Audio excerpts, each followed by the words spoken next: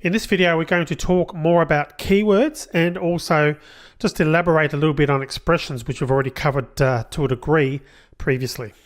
Firstly, with the keywords, now Java has actually got 50 reserved words that are used for keywords in your applications. And you have seen some of those in operation already.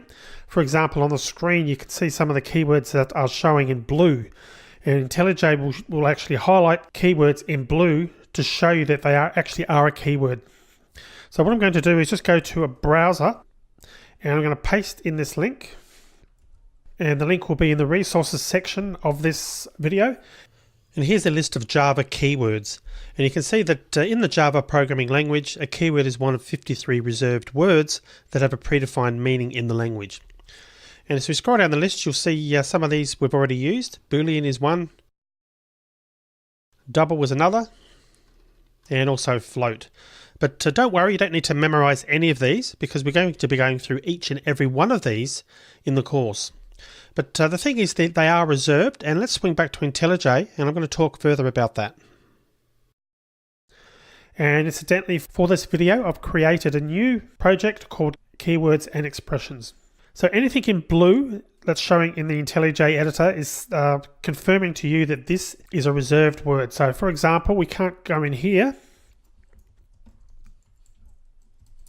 and create a variable called, say, int. So if we type int equals 5, unexpected token, and that's because as far as IntelliJ is concerned, int is a reserved word, it's actually data type. We could use int2, that would be quite valid because that's only using part of the word, but you can't use an exact word. So anytime you get into weird errors, just make sure that you're not using a reserved keyword, and you can refer back to that list. Now, some of the other keywords that you've already seen that you can't use are false. We saw false before. We've used that in a previous video. True and null. But we'll be talking about those as we progress through the course. So as I mentioned, by the time you've finished with this course, you will have gone through all 50 of those keywords and will have a good understanding of what they actually are.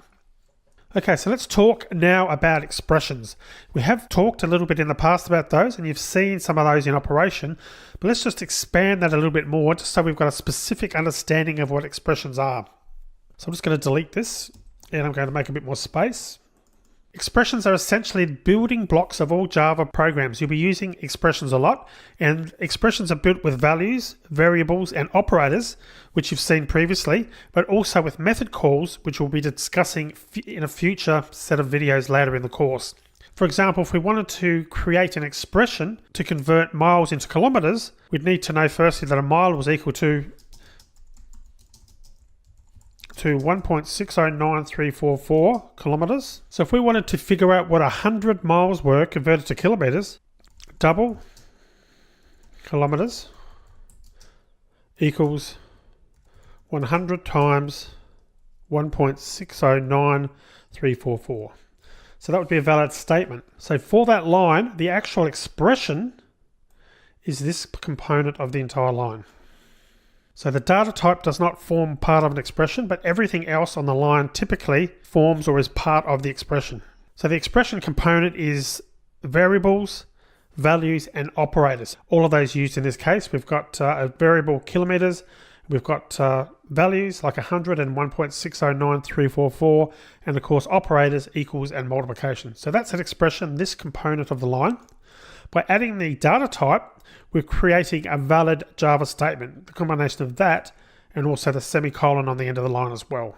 Some more examples of expressions. We could have something like if high score equals 50, as we've done before. We're getting an error because I haven't defined that variable.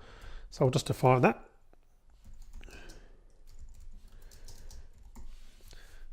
So this component is the expression within the brackets, as you can see there. So the keyword for if and the brackets and the braces as well do not form part of the expression. It's this component in here.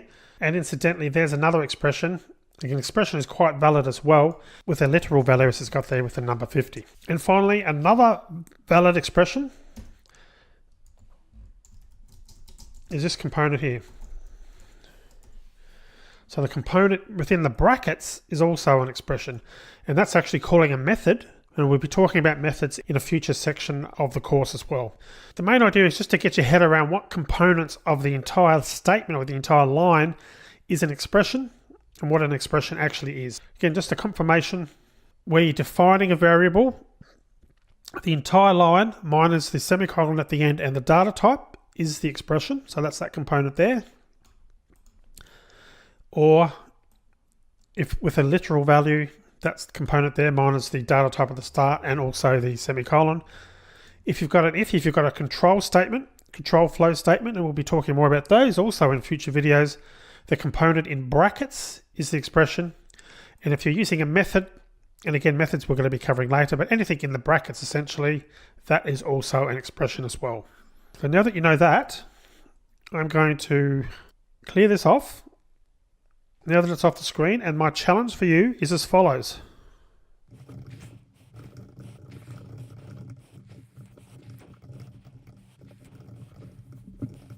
Have a look at the code that you can see on the screen. Write down what components of the lines that I've entered there are expressions and come back and check your results after you've had a go at it. So how did you get on? Did you figure it out? Let's go through and talk this through. So the components that are expressions, firstly, in the first line, the score equals 100 component is the expression, remembering that a data type and also the semicolon to end the line are not part of the expression. In the second example, the if score greater than 99, well, the part in brackets is also an expression. So the if, the braces, and the brackets do not form part of an expression. In the next case, where we're printing out to the console, the component that's in between the brackets, in the double quotes, is the expression. The final example here, score equals 0, that is also a valid expression as well. So did you figure all of those out? Congratulations if you got them all. So that's expressions, and you'll be seeing expressions and keywords in use a lot more in future videos. But speaking of future videos, in the next videos, we're going to be discussing statements, which we touched on briefly here. Also, what white space is and the use of indenting. So I'll see you in that video.